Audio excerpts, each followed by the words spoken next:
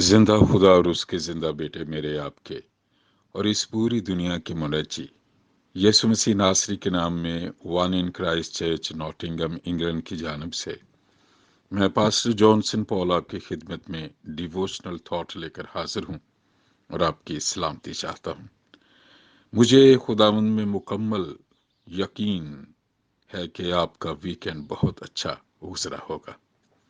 आपने संडे को खुदा के कलाम को सुनकर उस मोहब्बत का यकीन कर लिया होगा जो खुदा आपसे करता है। जैसे कि खुदावंद ने मेरे दिल में डाला है, मैं आजकल मुकाशफा की किताब में से उन 7 लेटर्स, लव लेटर्स पे बात कर रहा हूं जो खुदा यीशु मसीह ने मुकद्दस यूहन्ना के मार्फत लिखवाए। रोया में मुकद्दस यूहन्ना को कहा कि जरा इनको ये खत लिख। ये जो मौजूदा तुर्की है उसमें ये 7 कलीसियाएं थी। आज 5वीं कलीसिया के नाम जो खत है मैं उस पे बात करूंगा। सरदीस की कलीसिया। मुकाशफा 3 बाब और उसकी पहली 6 आयात मैं आपके लिए पढ़ना चाहता हूं। और सरदीस की कलीसिया के फरिश्ते को ये लिख कि जिसके पास खुदा की 7 रूहें हैं और 7 सितारे हैं, वो ये फरमाता है कि मैं तेरे कामों को जानता हूं कि तू जिंदा कहलाता है और है मुर्दा। जागता रह और उन चीजों को जो बाकी हैं और जो मिटने को थीं मजबूत कर, क्योंकि मैंने तेरे किसी काम को अपने खुदा के नजदीक पूरा नहीं पाया। बस याद कर कि तूने किस तरह तालीम पाई और सुनी थी, और उस पर कायम रह और तौबा कर। और अगर तू जागता ना रहेगा तो मैं चोर की मानद आ जाऊंगा और तुझे हरगिज मालूम ना होगा कि किस वक्त तुझ पर आ पड़ूंगा। अलबत्ता सरदीस में तेरे यहाँ थोड़े से ऐसे शख्स हैं जिन्होंने अपनी पोशाक आलूदा नहीं की। वो सफेद पोशाक पहने हुए मेरे साथ सैर करेंगे, क्योंकि वो इस लायक हैं। जो गालिब आए उसे इसी तरह सफेद पोशाक पहनाई जाएगी, और मैं उसका नाम किताबे हयात से हरगिज न काटूंगा, बल्कि अपने बाप और उसके फरिश्तों के सामने उसके नाम का इकरार करूंगा। जिसके कान हो वो सुने कि रूह कलीसियाओं से क्या फरमाता है। खुदा का कलाम पढ़ा और सुना जाना बरकत का बायस। ये 5वीं कलीसिया, ये 5वां खत खुदाम यीशु मसीह ने लिखवाया है सरदीस की कलीसिया को। सरदीस की कलीसिया का अगर हम टाइम पीरियड देखें तो ये 1520 से लेके 1750 एडी तक रही है। 1520 टू 1750 एडी का ये जमाना था जब ये कलीसिया थी। और उन दिनों में लीडिया सल्तनत, कदीम लीडिया की सल्तनत थी, और उसका बादशाह भी इसी शहर में रहता था।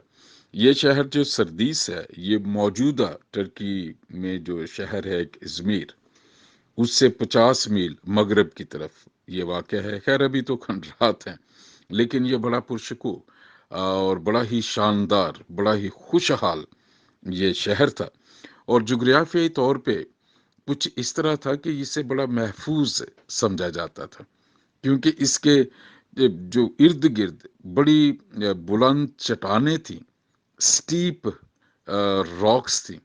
स्टीप का मतलब कि वो उस पे ऐसा कोई नहीं था कि उस पे चढ़ सकता था, वो बड़ी ऐसे सीधी ढलानें बनी हुई थी, जिसकी वजह से इस शहर के लोग हमेशा बहुत ही ओवर कॉन्फिडेंट होते थे कि इन्हें कोई, इस शहर को कोई फतह नहीं कर सकता।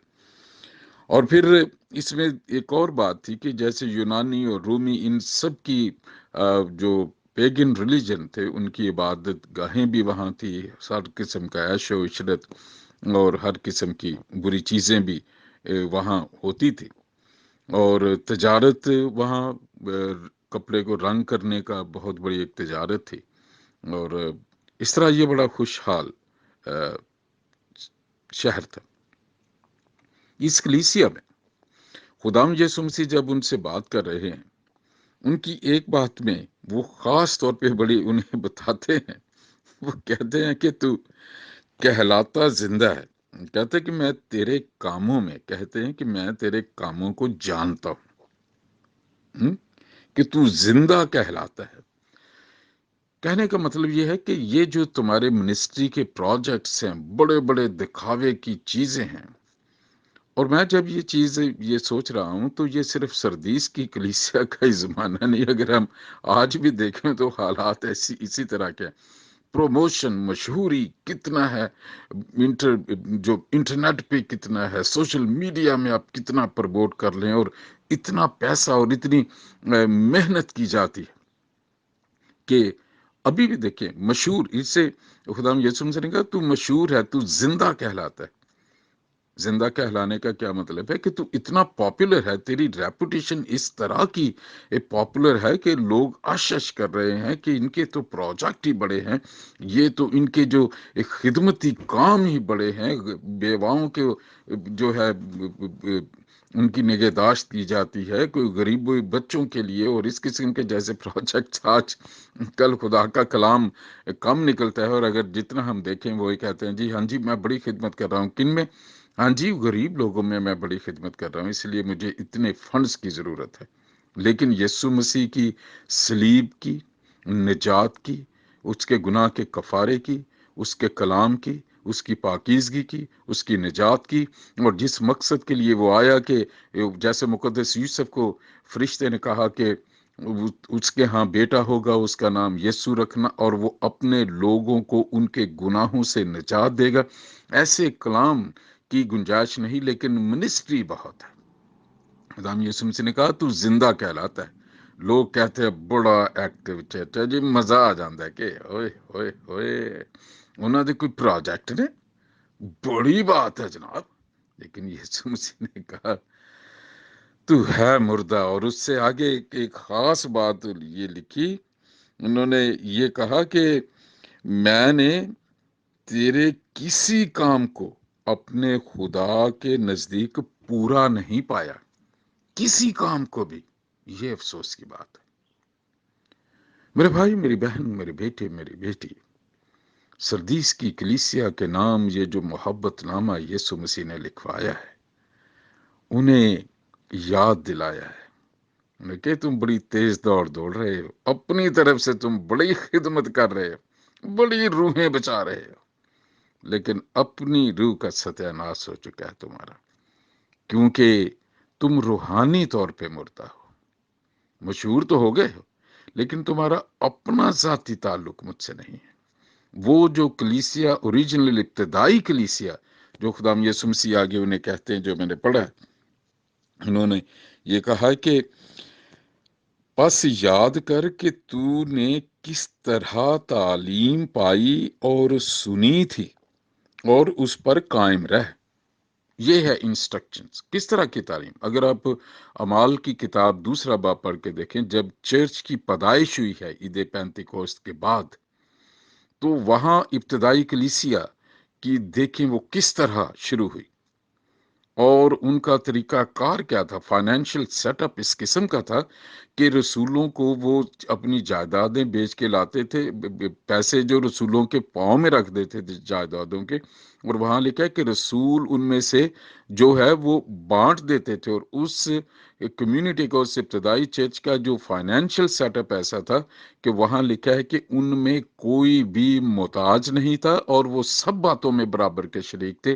یہ ایسا فائنینشیل سسٹم ہے جو دوسری کمیونٹیز میں اگر آپ دیکھیں، میں اب ان کمیونٹیز کے نام نہیں لوں گا، آپ کو تجربے سے علم ہو جائے گا کہ وہ کمیونٹیز میں، ان کے کمیونٹی میں جب کوئی بندہ آتا ہے انہیں کاروبار شروع کرا دیتے ہیں، وہ کسی کو غریب نہیں رہنے دیتے۔ اور خدا یسوع مسیح نے کہا کہ جس طرح کی تعلیم تو نے پائی اور جو سنی، اس پر قائم رہ۔ یہ کیسی تعلیم تھی؟ اگر آپ پڑھ کے دیکھیں اعمال دوسرا باب، اس میں 38 سے 42 تک اگر پڑھ کے دیکھیں تو وہاں 4 ایمان کے ستونوں کا ذکر ہے، کلیسیا کس طرح وہ مسیح ان میں نظر آتا تھا۔ 4 ایمان کے جو ستون تھے وہ رسولوں سے تعلیم پانے، رفاقت رکھنے، روٹی توڑنے اور دعا میں مشغول رہے، اور وہ ان کا طریقہ کار یہ ہو تھا۔ تو ان کی زندگی کو دیکھ کے انطاکیہ میں پہلی دفعہ لوگوں نے انہیں یہ ٹائٹل دیا کہ یہ مسیحی ہیں۔ اس کی وجہ یہ تھی کہ جب وہ دعا کرتے تھے معجزے ہوتے تھے، جب وہ چلتے تھے مسیح ان میں نظر آتا تھا۔ اس لیے لوگوں نے کہا کہ یہ مسیحی ہیں، کیونکہ ہمیں ان میں مسیح نظر آتا ہے۔ اور یسوع مسیح سردیس کی کلیسیا کو یہی کہہ رہا ہے کہ اس اصل کی طرف آؤ، جب پاک روح سے معمور ہوا کرتے تھے، دعا کرتے نہیں تھے چھوٹی سی، دعا میں مشغول رہتے تھے۔ ایسی کلیسیاں ہیں پاک روح سے معمور، پاکیزہ، خدا کے کلام پہ تکیہ کرنے والی، ہر چیز میں خدا پہ ڈیپینڈ کرنا۔ کوئی پروجیکٹ نہیں جو فنڈ ریزنگ نہیں ہو رہی ان دنوں، ٹوٹلی مہیا خدا کرتا تھا، خدا جو ان کو وہ بھیجتا تھا۔ اور یہ ہے کہ پاک روح کے وسیلے سے ان کے دلوں میں روپے پیسے چاندی سونے کا جو ہے لالچ ہی نہیں تھا، کسی قسم کی ضرورت وہ سمجھتے ہی نہیں تھے۔ وہ سمجھتے تھے خدا پہلے ہے، اور پھر خدا جو ہے اپنے وعدے کے مطابق مہیا کرتا تھا۔ اور پھر خدا میں یسوع مسیح نے جو ایک دوسری بات انہیں کہی کہ جاگتا رہ، یہاں لکھا ہے کہ توبہ کر، اور اگر تو جاگتا نہ رہے گا تو میں چور کی طرح آ جاؤں گا، اور تجھے ہرگز معلوم نہ ہوگا کہ کس وقت تجھ پر آ پڑوں گا۔ یہ جاگتے رہنے کی ایک تاریخی ریفرنس ہے خدا یسوع مسیح نے اس کا جو ہے دیا، کیونکہ یہ لوگ اس شہر کی تاریخ کو جانتے تھے۔ جیسے میں نے یہ کہا کہ وہ بڑے اوور کانفیڈنس تھے، اور وہ سمجھتے تھے کہ اس شہر کو کوئی جو ہے وہ فتح نہیں کر سکتا، لیکن اس کی تاریخ ایسے تھی کہ 549 BC قبل از مسیح پرشین کنگ سائرس تھا، اس کے زمانے میں انہوں نے ایک جاسوس اپنے سپاہیوں کو اس پہ معمور کیا ہوا تھا، جو نگرانی کرتا تھا، دن رات ان کی ڈیوٹیز کی تھی۔ وہ دیکھنا چاہتے تھے کہ کس طرح ہم اس شہر پہ قبضہ کریں۔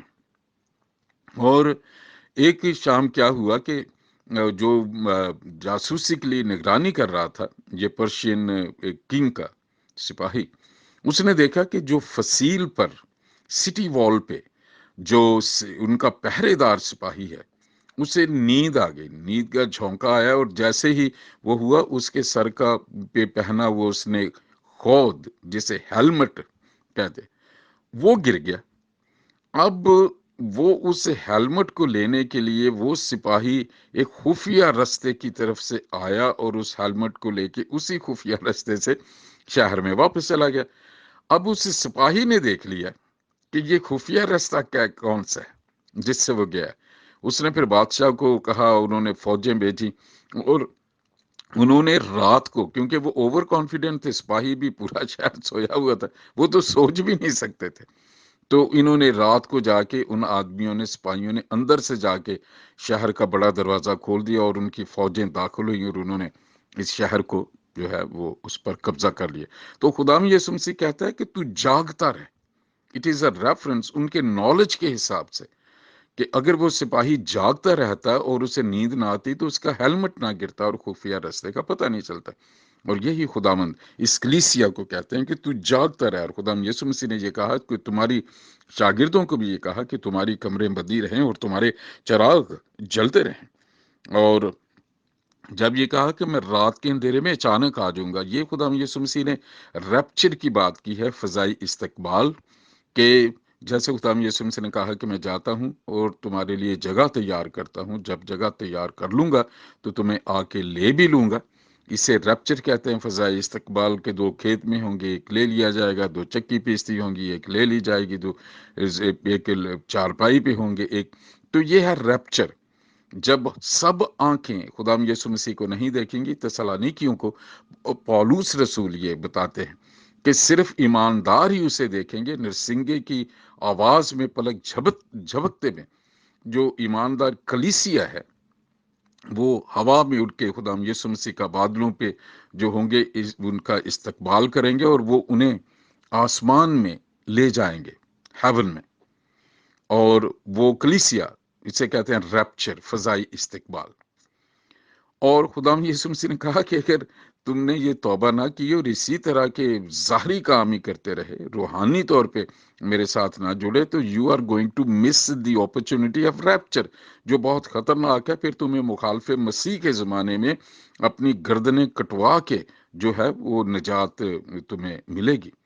तो एक ईमानदार के लिए सबसे बड़ा इनाम या उसकी जो टारगेट है वो खुदाम यीशु मसीह ने कहा कि मैं जब रात को चोर की तरह आ जाऊंगा, तुझ पे आ पड़ूंगा। और ये खुदाम यीशु मसीह ने उसे उनको खास तंबीह की कि अगर तुम रूहानी तौर पे तैयार ना हुए। फिर उन्होंने वादा किया है, उन्होंने तारीफ किया है कि उन्होंने कहा कि कुछ लोग हैं ऐसे असल उसी मसीहत में मेरे साथ जुड़े हुए हैं जिन्होंने अपनी पोशाक आलूदा नहीं की, और उनके लिए उन्होंने कहा कि इन्हें सफेद पोशाक पहनाई जाएगी और वो मेरे साथ सैर करेंगे। और फिर जो उन्होंने इनाम जो बताए हैं, वो कहा है उन्हें जो गालिब आए इसी तरह सफेद पोशाक पहनाई जाएगी, और मैं उसका नाम किताबे हयात से हरगिज न काटूंगा, बल्कि अपने बाप और उसके फरिश्तों के सामने उसके नाम का इकरार करूंगा। सफेद पोशाक रास्तबाजी का निशान है, लेकिन रोमी सल्तनत में सफेद जो रंग है, सफेद रोब, ये फतह का निशान हुआ करता था। तो खुदाम यीशु मसीह ने ये भी एक रेफरेंस के तौर पर उन्हें ये बताया कि सफेद पोशाक पहनाई जाएगी, कि बड़ी इज्जत से पहनाई जाएगी। और दूसरी बात है कि उनका नाम मैं किताबे हयात में से नहीं काटूंगा। जब हम खुदाम यीशु मसीह को कबूल करते हैं, गुनाहों से तौबा करते हैं और दुनिया के सामने गवाही के तौर पर, विटनेस के तौर पे हम पानी का बपतिस्मा लेते हैं, तो खुदा के कलाम में लिखा है कि आसमान पर बड़ी फरिश्ते बहुत सेलिब्रेशन करते हैं, और फिर उनका नाम ये किताब हयात में चढ़ाया जाता है। खुदा यीशु मसीह ने ये इसमें एक इनडायरेक्टली बात की है कि अगर तुम रूहानी तौर पर मेरी पाकीज़गी में मेरे साथ जुड़े ना रहोगे, कि अगर तुम्हें ये गलत फहमी भी है कि मैं निजात याफ्ता हो गया और मेरा नाम किताब हयात में है, तो अगर उस मयार पर न रहे तो मैं उसमें से नाम काट भी सकता हूँ। उनके साथ वादा है कि मैं तुम्हारा नाम फिर किताब हयात में से नहीं काटूंगा, और फरिश्तों और बाप के सामने तुम्हारे नाम का इकरार करूंगा। इससे खुदाम यीशु मसीह ने ज़मीनी खिदमत में भी ये कहा कि जो मेरे नाम का इनकार करेगा, मैं भी बाप के सामने उसके नाम का इनकार करूंगा। मेरे भाई, मेरी बहन, मेरे बेटे, मेरी बेटी, सरदीस की कलीसिया के नाम जो खत लिखा हुआ है, लगता है ये उनके लिए था, लेकिन मैं समझता हूं ये हमारे लिए भी है। आइए हम इस डिवोशनल थॉट पे गौर करें, और कल मैं छठे कल या परसों मैं छठी कलीसिया, फिलडेल्फिया की कलीसिया के नाम जो खत लिखा गया है उस पे डिवोशनल थॉट में बात करूंगा। अपना बड़ा ही ख्याल रखें। खुदावंद आपको बड़ा प्यार करता है, वो जल्द आने वाला है, और उसकी तैयारी में रहें। खुदा आपको बड़ी बरकत है।